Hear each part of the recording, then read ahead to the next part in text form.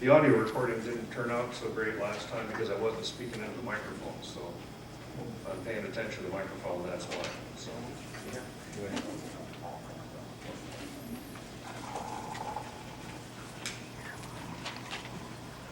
the laser thing is working because I put a new battery in. So, welcome everyone to the North Texas Church of Freethought.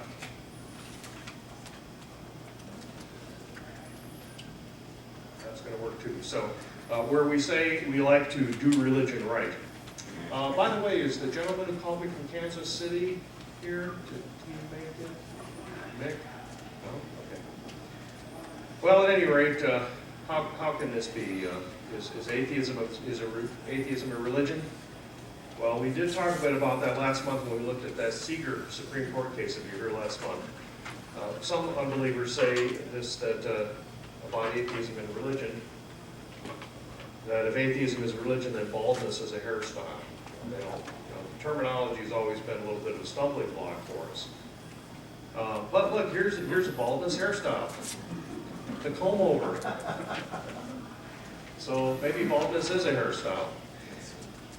I also found that, look at that, you don't even have to have any hair to comb over, you just grow a beard and comb that over.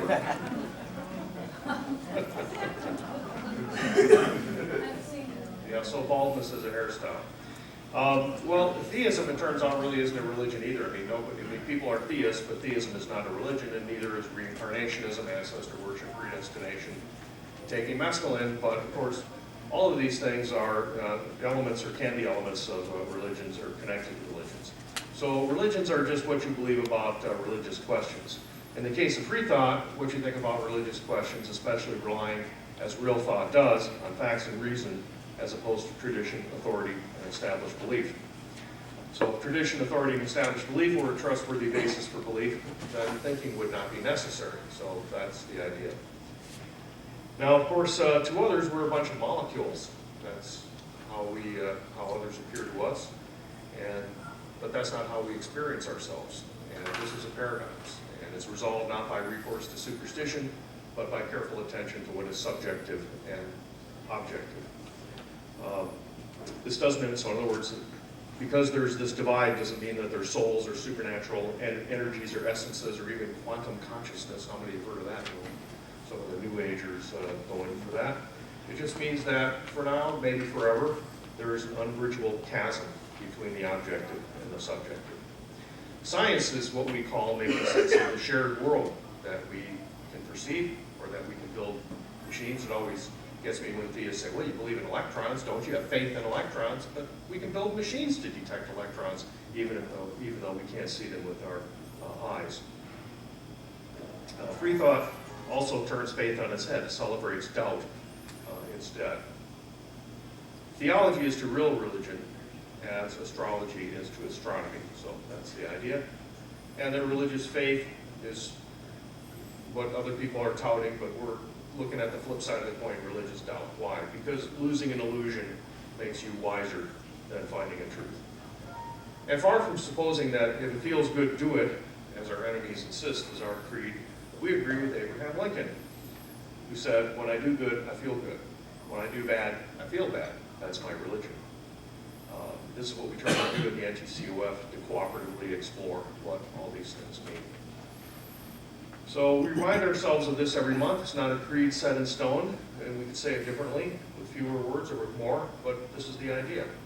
Working to understand and live by the rule of reason, enjoying fellowship with each other and sharing our rational outlook, learning from each other, serving something larger than our own egos, caring and helping others through life's passages when we're hurting, and demonstrating that the rule of reason and a love for this one life we know is sufficient.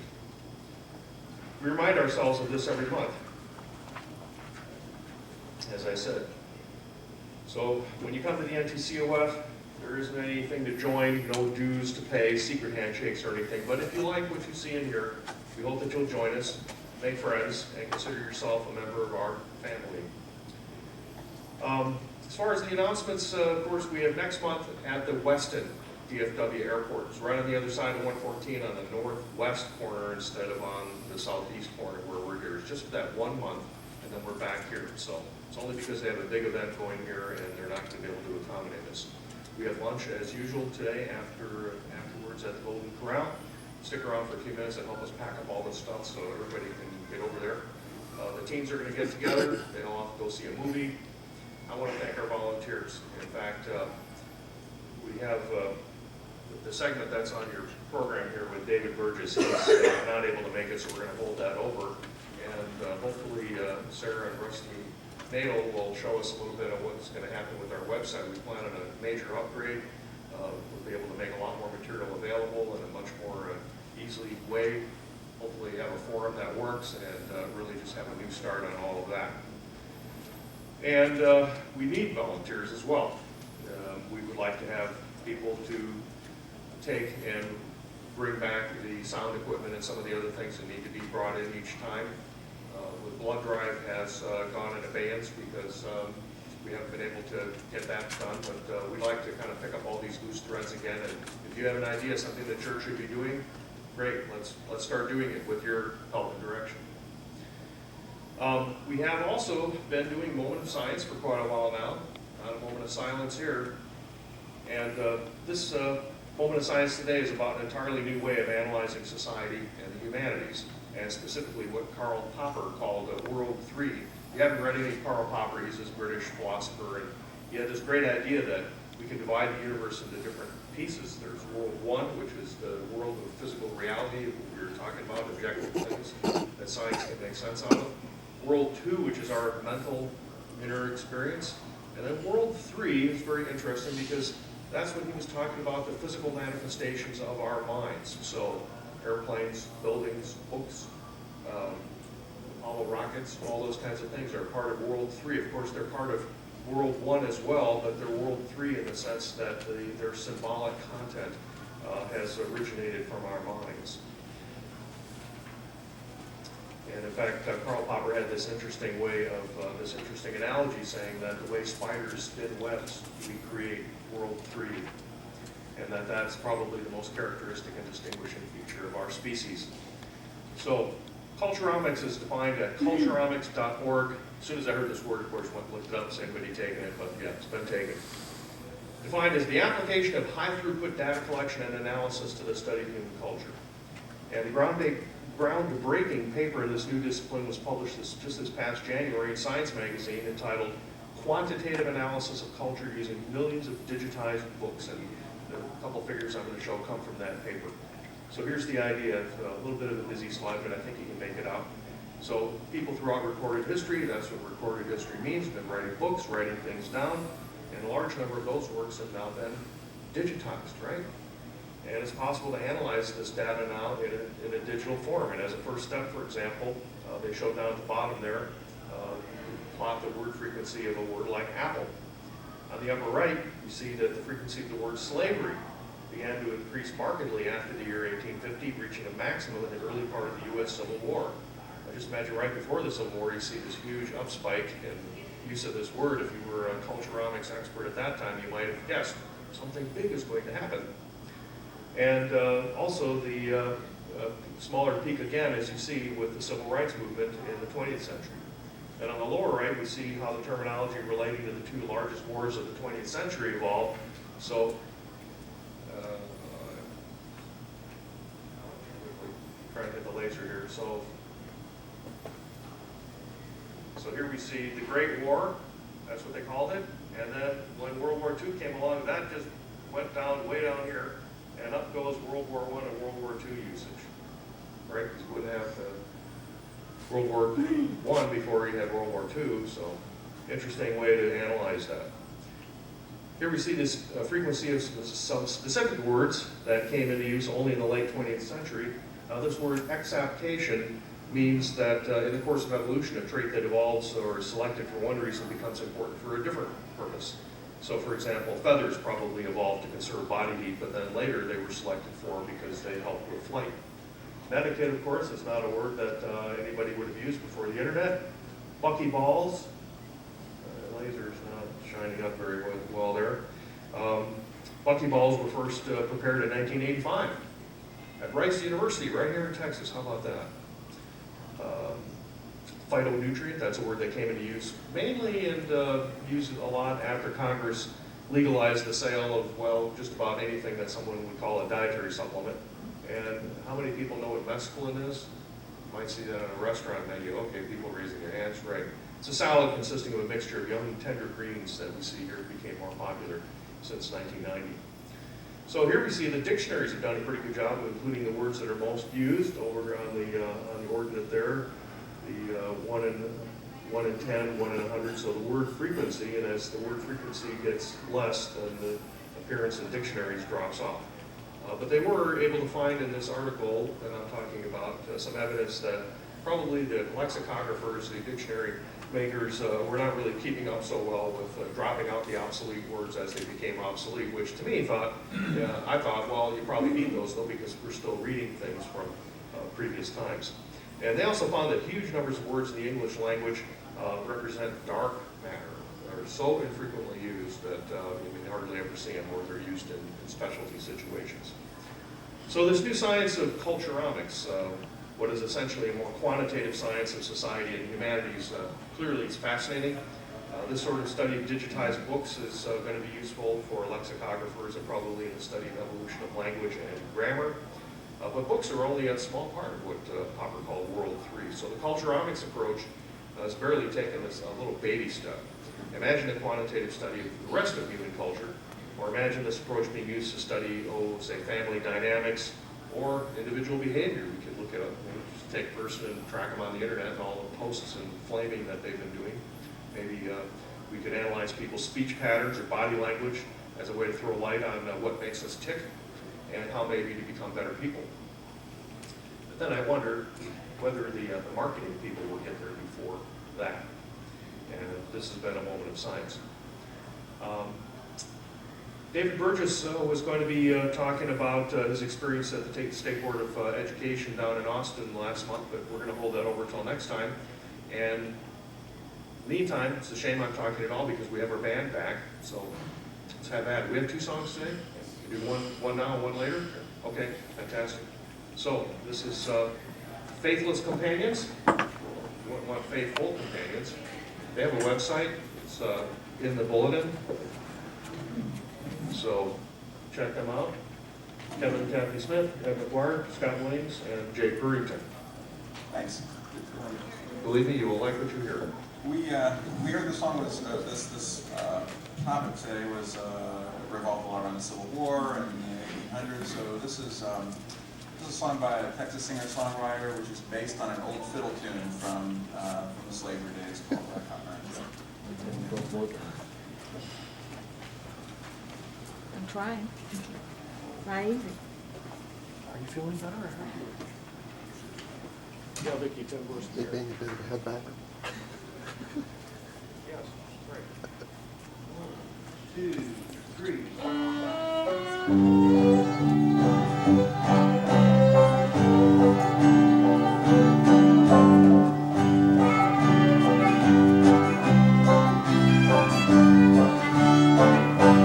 What's to be done with the prodigal son? Welcome him home with open arms. Throw a big party, invite your friends. Our boys come back home.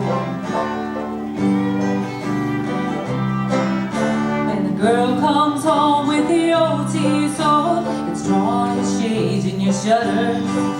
She's bringing such shame to the family name. The return of the prodigal daughters, singing, oh, Cotton Eye Joe. Went to see the doctor and I almost died. When I told my mama, Lordy, how she cried. Me and my daddy were never too close, but he was there when I needed him most. Look, here comes the prodigal son, fetching a tall drink of water. But there's none in the cup, cause he take it all up. Left for the prodigal daughter, singing, oh, Cotton Eye Joe.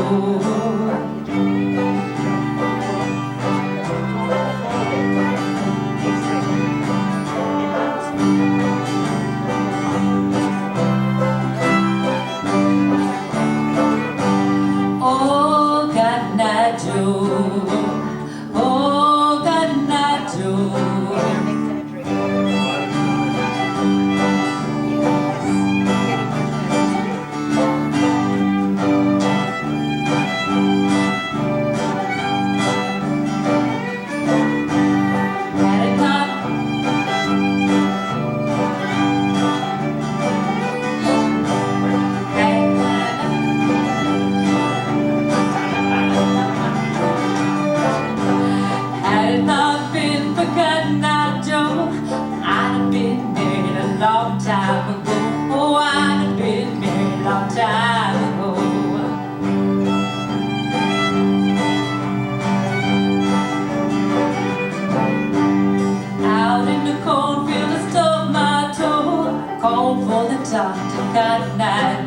I called for the doctor, Cotton Eye Joe.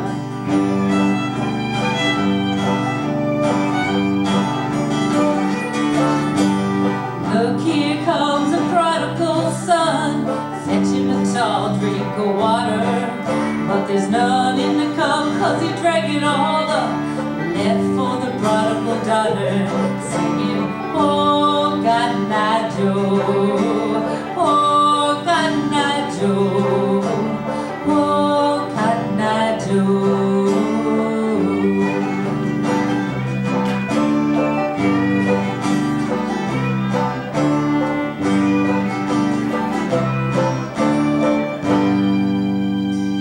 One, two, three, four.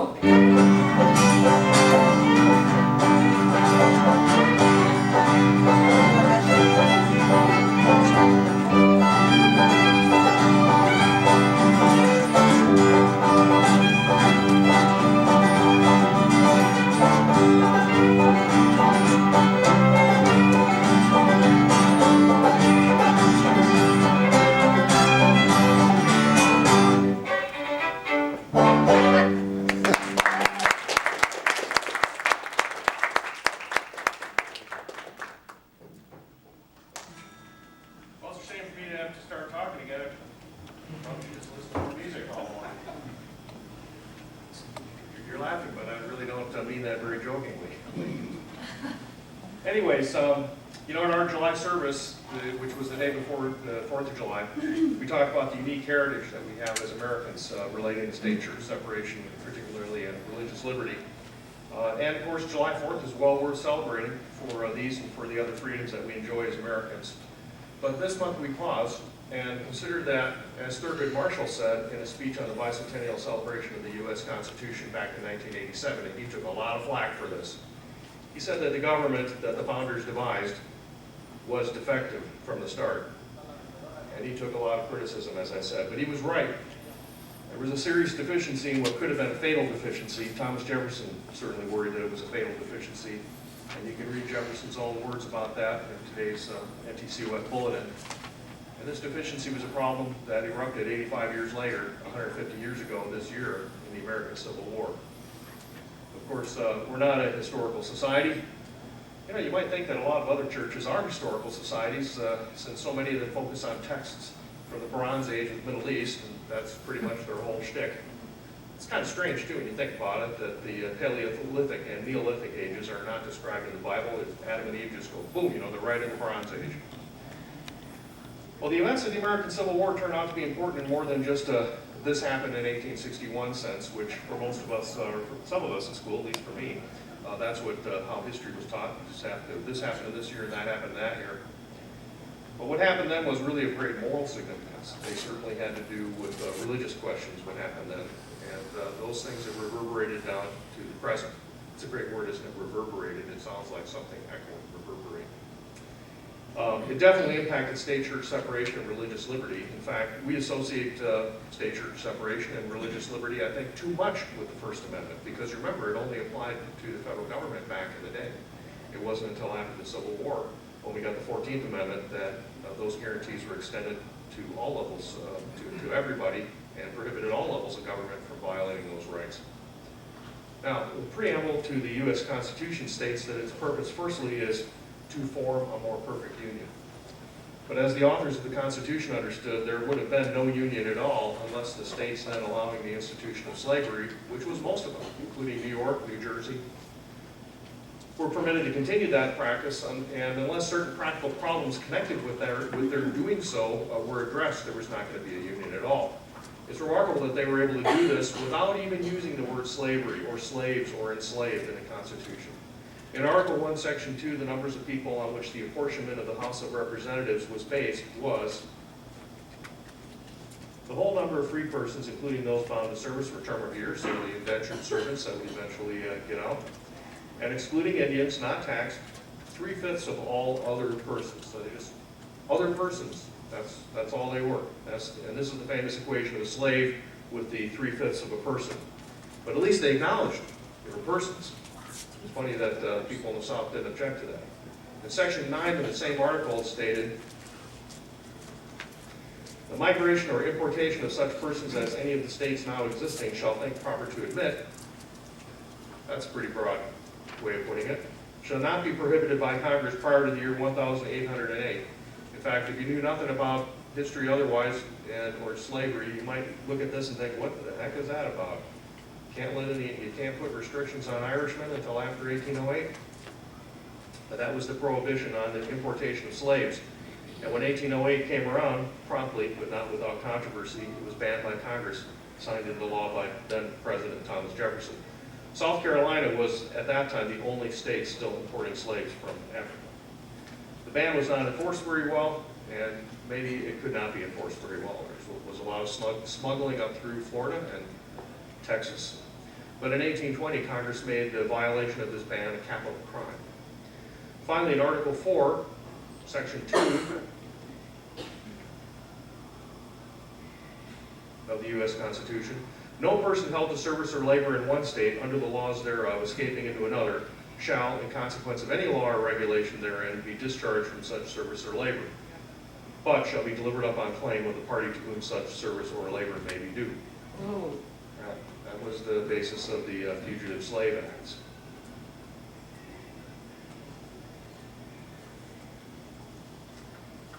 So the founders, of course, seemed to believe that slavery would die out. Why did slavery die out?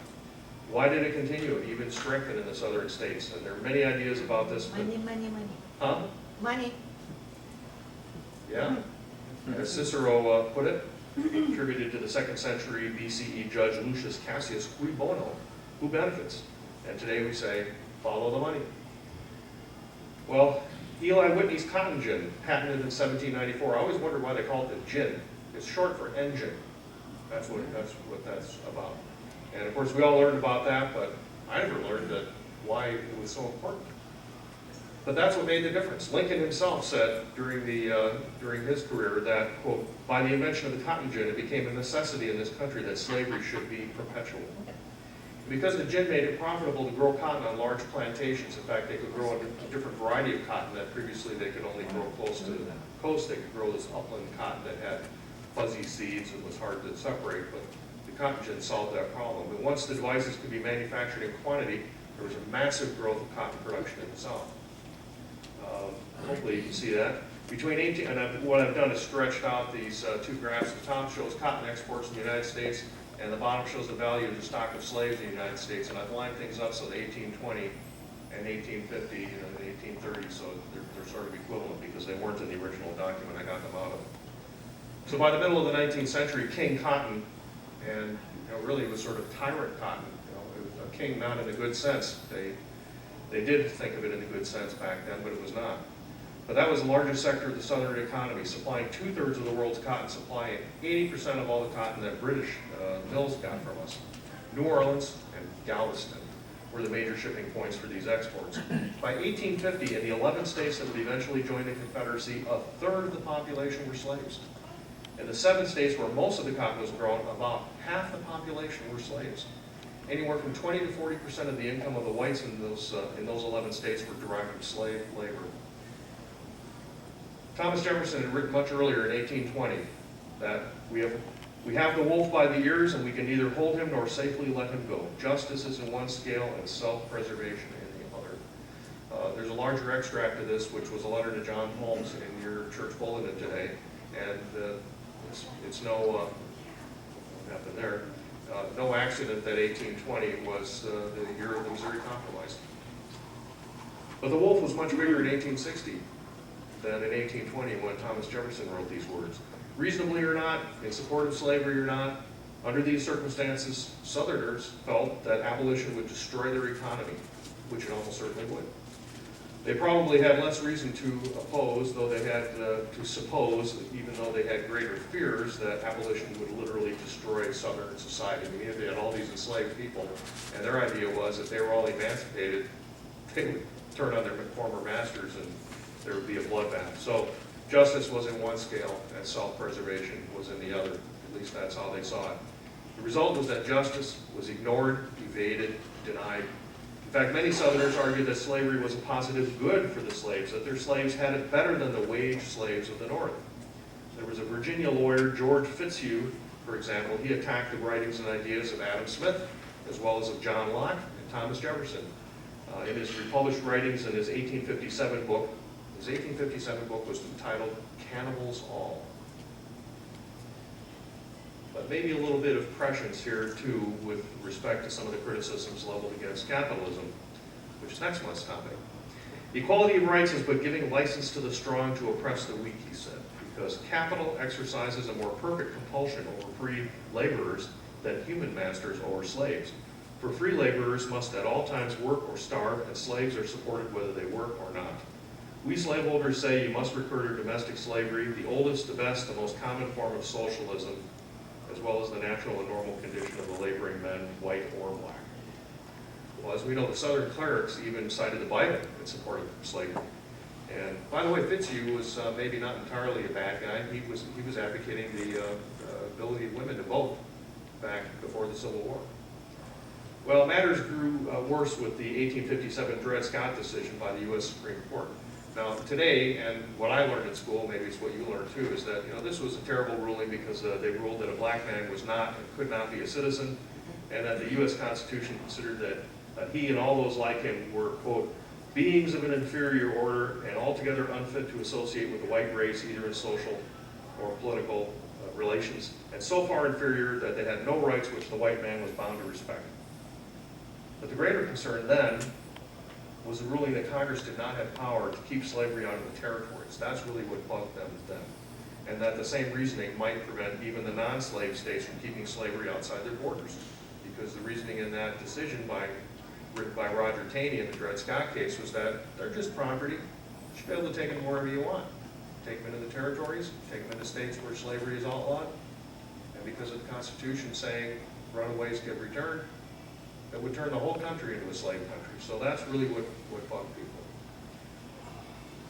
Otherwise, they sort of compartmentalize things. Well, that's the way they do it in the South. I'm here in Maine. I don't need to worry about that. But they did have to worry about it very soon. This problem of the Dred Scott business came up when in 1858 Lincoln and Douglas debated each other. They weren't really debates, they were 7 joint appearances around the state of Illinois. They were vying for an Illinois seat in the U.S. Senate, which was then occupied by Douglas, who you see is seated to Lincoln's right, so on your left there.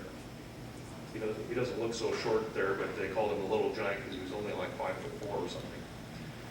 Lincoln's job in this series of joint appearances was to avoid being labeled an extremist, an abolitionist. In fact, the abolitionists at that time were sort of like a lunatic fringe. They just wanted to set all the slaves free, who cares what happens? And as we heard, there were a lot of people worried about what would happen and how this would happen. Really just Lincoln and his party wanted to keep slavery out of the territories, limit it, and put slavery, as they put it, in the course of ultimate extinction. Douglas, it should be noted, played what we now call the race card at every turn. I mean, terrible language that he used. And Lincoln, to his discredit, finally, in the 4th debate at Charleston, Illinois, he was not upfront about it, waited until the 4th debate, but he responded by saying, I am not, nor ever have been in favor of bringing about in any way the social and political equality of the white and black races. I am not, nor ever have been in favor of making voters or jurors of Negroes, nor qualifying them to hold office, nor to intermarry with white people. While they do remain together, there must be the position of superior and inferior, and I, as much as any other man, am in favor of having the superior position assigned to the white race. That's really a block, on Lincoln. And yet earlier, Lincoln had said, I don't know why it's putting in blank slides there. There are no blank slides in the file.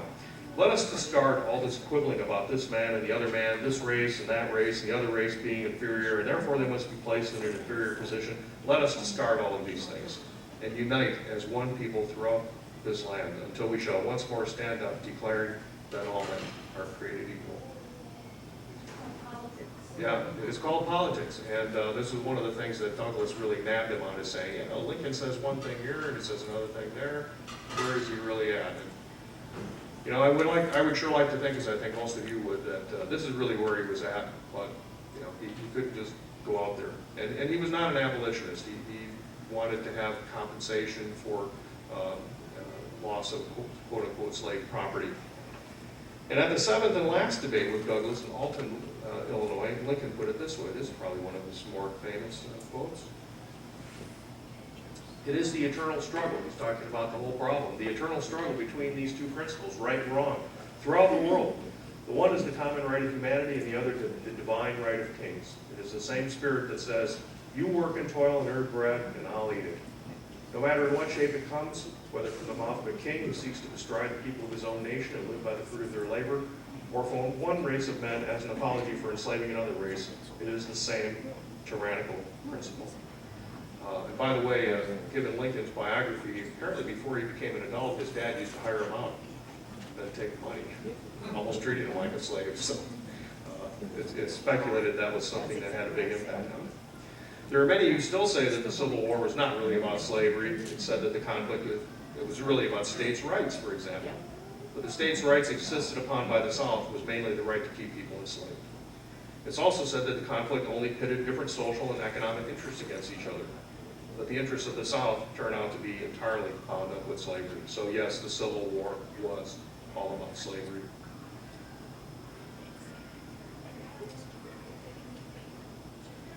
Also, the Lincoln's Emancipation Proclamation, it said, oh, that's a sham. It never freed any slaves. It only applied to the Confederate States and not to any territory that was then under control of the Union. The latter is true, but the proclamation was based on Lincoln's war powers. He could hardly have freed the slaves in those slave states that remained in the Union, such as Delaware or Kentucky, and they were on the Union side. Nor was the Emancipation Proclamation a sham either, but because it made the Civil War officially all about slavery. And that had the important effect of deterring Britain and France from recognizing the Confederate States of America. Britain, in fact, had already declared neutrality and had conferred belligerent status on the Confederate States of America, which gave the CSA access to British ports and other privileges. And in fact, Liverpool, the shipbuilders there, built the CSA a bunch of ships, which are then outfitted by the CSA as warships to prey on Union shipping. So it was a big deal for the Emancipation Proclamation, and Lincoln wanted to make it earlier, but he was waiting for a victory, which they finally got. I think it was Antietam, where they had some progress, because otherwise it would look like a desperate measure. It's interesting to consider what might have happened if the South had successfully seceded from the Union. As we know, it did not. But the 13th and 14th Amendments, that's what really transformed the United States, even though it took another 100 years to achieve real progress in terms of guaranteeing the liberties of Americans of African ancestry. But remember, it didn't just apply some of the Bill of Rights to the states, it applied them all. And that's why the Civil War and the 13th and 14th Amendments afterwards really helped us and all minorities, because it extended all of those kinds of guarantees to the state. Now, in one recent Supreme Court decision, I think it was Scalia, and maybe joined by Thomas, they said, well, not all of the Bill of Rights should be applied to the states. Only the ones where it involves an individual right. For example, and this is the example they gave, a state should still be able to set up a state church because it only applied to the federal government. So you still have these, retro-thinking people, even on the Supreme Court. Huh? Neanderthals? Well, I don't know. I think the Neanderthals are probably more advanced than that. There's an excellent book about the Civil War in this era in the United States by James M. McPherson. It's called The Battle Cry of Freedom. This book's concluding chapter makes the following observation. It's kind of an extended thing, so I'll read it through. Throughout most of American history, the South has seemed different from the rest of the United States, with a separate, unique identity, which appeared to be one out of the mainstream of American experience. From a broader perspective, it may have been the North that was exceptional and unique before the Civil War. The South more closely resembled the majority of the societies in the world than did the rapidly changing North during the antebellum generation. Despite the abolition of legal slavery or serfdom throughout much of the Western Hemisphere and Western Europe, most of the world, like the South, had an unfree or quasi-free labor force. Most societies in the world remained predominantly rural, agricultural, and labor-intensive. Most, including even several European countries, had illiteracy rates as high or higher than the South's 45%. Most, like the South, remained bound by traditional values and networks of family, kinship, hierarchy, and patriarchy. The North, along with a few countries of northwestern Europe, hurtled forward, eagerly, toward a future of industrial capitalism that many Southerners found distasteful, if not frightening. The South remained proudly and even defiantly rooted in the past before 1861.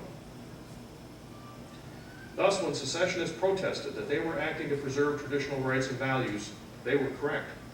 With complete sincerity, the South fought to preserve its version of the Republic of the Founding Fathers, a government of limited powers that protected the rights of property and whose constituency comprised an independent gentry and yeomanry of the white race undisturbed by large cities, heartless factories, restless free workers, and class conflict. The accession of power of the Republican Party with its ideology of competitive, and they're talking about the Republican Party in 1850s, late 1850s now, with its ideology of competitive, egalitarian, free labor capitalism was a signal to the South that the Northern majority had turned irrevocably toward this frightening, revolutionary future. And I love this quote. "We are not revolutionists," insisted James B.D. DeBow and Jefferson Davis during the Civil War. "We are resisting revolution. We are conservative." Union victory in the war destroyed the Southern vision of America and ensured that the Northern vision would become the American vision. Until 1861, however, it was the North that was out of the mainstream, not the South.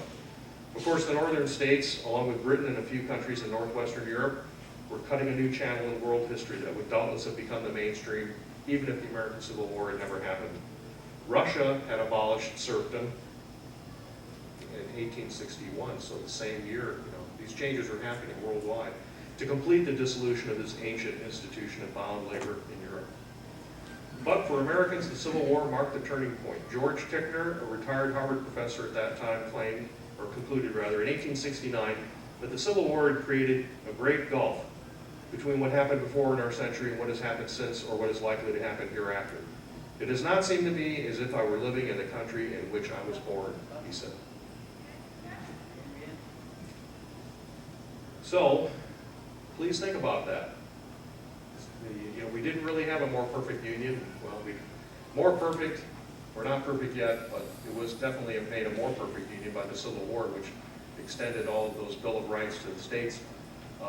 And an important point that is made in some of the reading I've done about this too is that prior to the Civil War, people mainly had negative rights, or the government was prohibited from doing things. After the Civil War, government had power to enforce rights.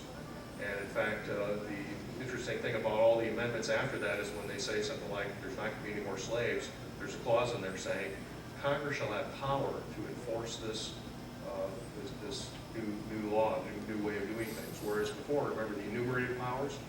No, you can't do this because it doesn't say that, or the Commerce Clause doesn't cover that. But on all these new amendments, they just say Congress has power to do whatever's needed to enforce that. No qualification on it. Not sure how we're doing on time. Can we, Rusty, you guys ready to plug in the computer and show us? I'll put it up in the back and everybody can do it. Okay, so we'll do it after the service then, take a look at that. I do have some more material, and we do have a little bit more time. Let me just remind you, though, Freethought is not free. You got to pay for the room, pay for everything. No people are paid to put on these presentations. The band's not paid, except with your applause. So please get lots of that. It's like your boss giving you a pat on the back. That replaces $10 or something. We'll take that. Yeah. There are so many reasons to give us your money, too. Big one being that we're doing together what none of us can do on our own. They're just things that it takes an organization to do. And in fact, if you come across something that you think our organization should write a letter about or take some action, especially if it's a simple thing like that, or you're willing to do some of the work, the church can be your shield, your geese, as it were. Now, one thing we did find out about, in fact, recently is that the HEB school district has a deal where one of the churches is sponsoring one of their schools. What? Yeah, a lot of people are going to go, oh, what? We did go ahead and contact the ACLU. The ACLU responded by saying, well, who do you got that's got a child in the HEB school system? Anybody have such a child? And even if you did, you might not want to make waves. If you know somebody who's got a child in the HEB school district, talk to me afterwards. But my other thought is that, hey, if one church can sponsor a school, why can't another church? So we have yet to find out what's involved with sponsoring a church, but we certainly test that by saying, hey, the North Texas Church of Freethought, a whole bunch of atheists, we want to sponsor a school. Okay. Who wants to do that? Okay, Charlie says, okay, yeah, we got people wanting to do that. Okay, so that's good. So we can do together what none of us can do on our own, and that's important. Help us promote your values and demonstrate your commitment and be the future that you wish to see. Obviously, none of us want to be persecuted, and there certainly is that. Being an unbeliever, there are those who disagree with me on that, but this is part of being the future that you wish to see, a different future where it's okay to be a free thinker. And in fact, it's not so much that you're running around saying there are no gods, it's just saying you're not persuaded. You're not convinced of that. So that's about the next service, but first, let's talk about how people got along in the 1850s. So you think today's political landscape is polarized? You fear for your life, because you think some crazy may open fire when you go to the store, especially to a political meeting or something like that. You think that when you go through the airport, it's like all this TSA, check you out, oh my gosh, somebody's going to hijack an airplane. We live in a terrible world, right? Do you think that even people in politics have gotten to be about as low as it's possible for Congress people, who can't control their sexual urges, or maybe during a State of the Union address by the president, somebody blurts out, "You lied!" I mean, oh my gosh, what kind of world do we live in? Well, in the run-up to the Civil War, besides slaves being beaten regularly, gunfights in the Old West, violence was not uncommon. In the territories where people disagreed about whether slavery was to be permitted or not, either during the area's territorial status or upon statehood, there were many violent attacks and destruction of property. Kansas was known as Bleeding Kansas back in those days, the second half of the 1850s. At least 56 people were killed and lots of printing presses and things destroyed during those conflicts. But on May 22nd, 1856, South Carolina Democratic Congressman Preston Brooks severely beat Republican Senator Charles Sumner of Massachusetts on the floor of the U.S. Senate because of a speech Sumner had made some time before. The Senate was not then in session, so it's not like he was actually debating or doing anything at that time. He was just doing some correspondence at his desk. But when others who were present tried to help Sumner, they were held at bay with a pistol by Brooks' fellow South Carolina Representative Lawrence M. Kite, who said, leave them be. Here's a gun, don't get involved. Brooks actually broke his cane beating Sumner. And did Brooks get into trouble for this? Well, he survived an expulsion vote. They voted to expel him, and they weren't able to get the votes to expel him. Did he get reimbursed for his cane? Oh. Brooks resigned, but was sent back to Congress by his constituents, and he received dozens of brand new canes. How did I know? Yeah, and including some with notes or saying on the cane, "Good work."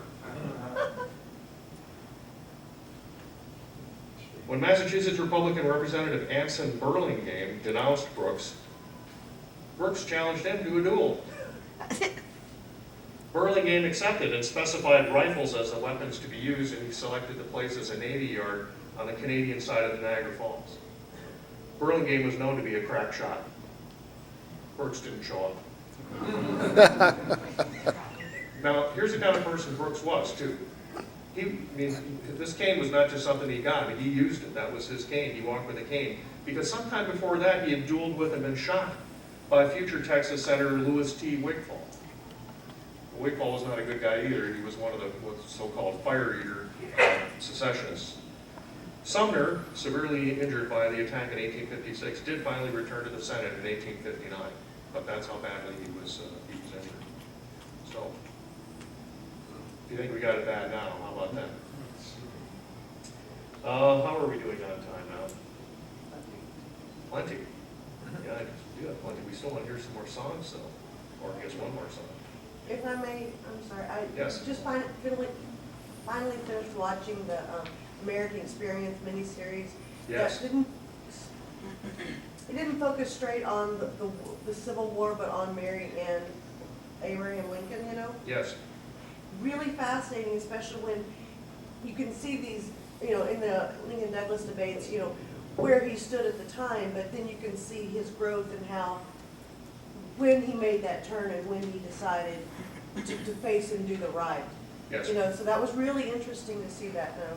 Yeah, point is made that, Lincoln, because he married Mary Todd, who was actually an heiress to like some big plantation down in one of the southern slaveholding states. So kind of interesting. Well, here's another little interesting thing having to do with this. You know, Thomas Jefferson was always, well, he was not always. He was an emphatic critic of the institution of slavery that existed in his day, and he thought there was. Well, I know there's another slide.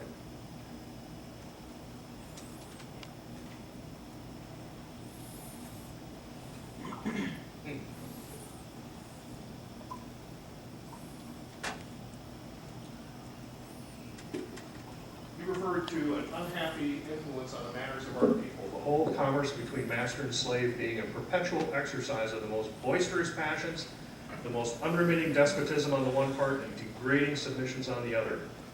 And he noted, our children see this and learn to imitate it. The man must be a prodigy who can retain his manners and morals undepraved by such circumstances.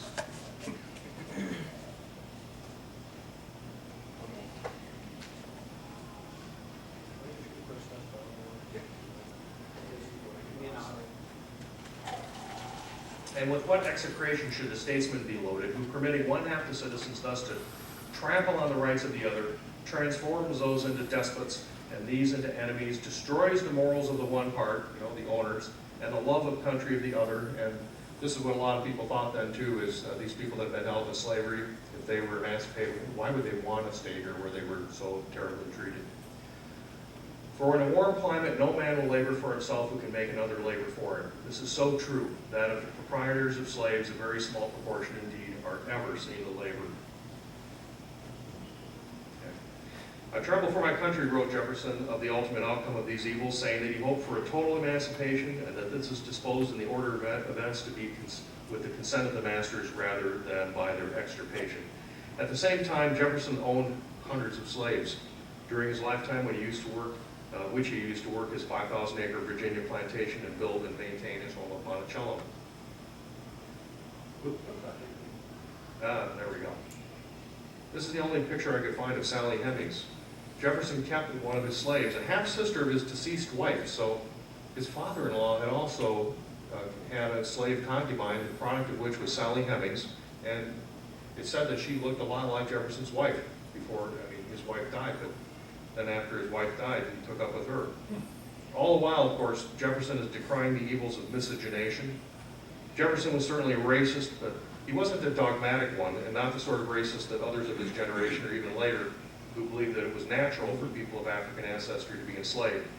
Now, Henry Gregor, this is a French priest and an abolitionist who wrote a book refuting the idea that Africans were inferior to Europeans, and he sent a copy of his book to Jefferson, to which Jefferson replied,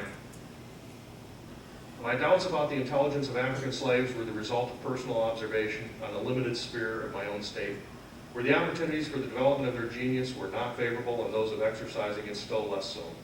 I express them therefore with great hesitation, but whatever be their degree of talent, it is no measure of their rights. Because Sir Isaac Newton was superior to others in understanding, he was not therefore lord of the person or property of others. Jefferson could really find the important point, drive it home. Late in life, Jefferson lived to July 4th of 1826, the 50th anniversary of the Declaration of Independence. He wrote in one of his many letters this momentous question of slavery addressed in 1820 by the Missouri Compromise, so this is afterwards. Like a fire bell in the night, and you know that's an interesting turn of phrase too, a fire bell in the night, you know back in those days you hear a fire bell in the night, somebody's house is burning down, maybe it'll spread to yours. Not like today, you hear some fire engine, they're going to go there and contain the fire, you don't have any worry about it spreading to you. I couldn't think of anything that we have today. What could you hear in the night that would make you think, oh my gosh, you know, my life and my property may be in danger? Tornado warning. What? Tornado warning, maybe, yeah, okay, that would be it. Anyways, he went on to say, I considered it at once as the knell of the Union. It is hushed indeed for the moment, but this is a reprieve only and not a final sentence. I regret that I am now to die in the belief that the useless sacrifice of themselves by the generation of 1776 to acquire self-government and happiness to their country is to be thrown away by the unwise and unworthy passions of their sons. They would perpetrate this act of suicide on themselves and of treason against the hopes of the world. Pretty amazing stuff. By the way, Thomas Jefferson later wrote some things that made it sound like he was more optimistic that people would be able to recover. But again, today's NTCUF bulletin includes a more complete excerpt of that letter. I suspect he would have been glad to know that his children, by Sally Hemings, whom he had 6, they survived and prospered, and that slavery was finally done away with, though at enormous cost, and with many generations passing before much of the benefits of liberty began to be seen by the descendants of the Africans who were brought to America in chains and held in bondage and excluded from that all people are created equal stuff, which we celebrate on July 4th, but we should always do so with a little bit of reserve because of that. I think that's, I don't think there's another slide there. Let's have some music then. Or maybe we can back, while they're getting set up again, I'll just back up to the money begging thing, because we do need to have you give us your support in any way you can. Volunteer, as we talked about, but also to help pay the bills.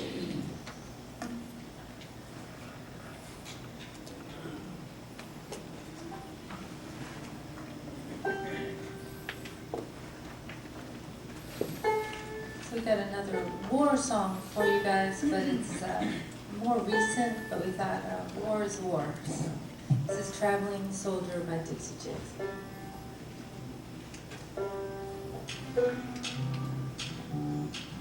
And I like having tune here. Why do we have him tune, guys? Because we care. There's only one thing worse than an out-of-tune banjo. It's an in-tune banjo. Oh yeah. Friday night, at the Blue Armadillo in Princeton. We're all going to go there and play. So if you have a babysitter lined up and you want to go out and listen to some music, we'll be playing. Go to faithandcompanions.com and you can find links to the location.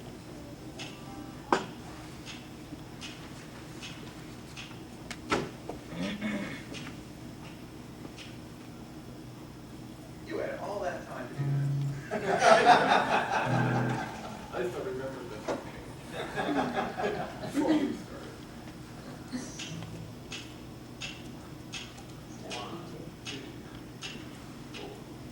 2 days past 18, he was waiting for the bus in his army green. Sat down in the booth, the cafe there, gave his order to the girl with the bow in her hair. He's a little shy, so she gives him a smile. He said, would you mind sitting down for a while and talking to me? I'm feeling a little low. She said, I'm off in an hour and I know where we can go.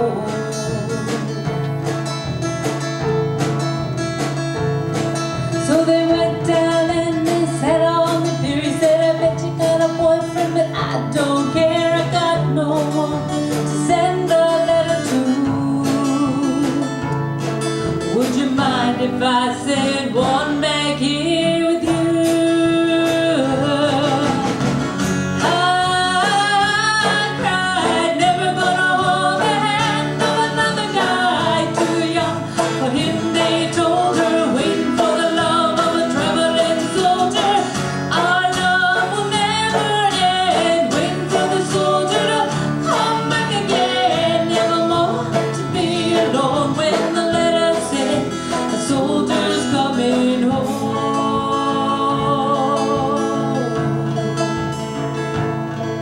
So the letters came from an army camp from California, then Vietnam, and he told her of his heart. It might be love and all the things he was so scared of. He said, when it's getting kind of rough over here, I think of the days sitting down at the pier and I close my eyes and see your pretty smile. Don't worry, but I won't be able to ride for a while.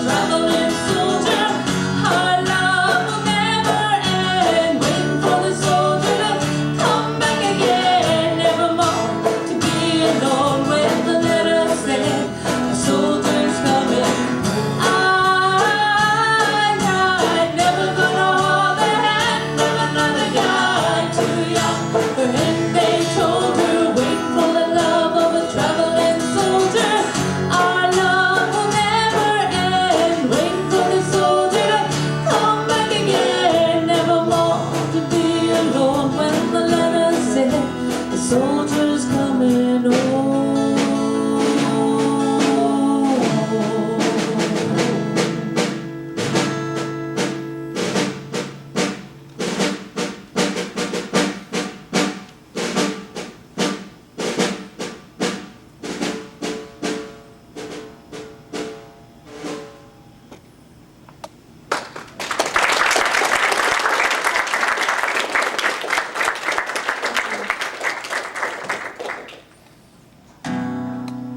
Well, that's it for this time, folks. I wish it could go on longer, especially when it's good music like that. But again, band is being the future that we want to see.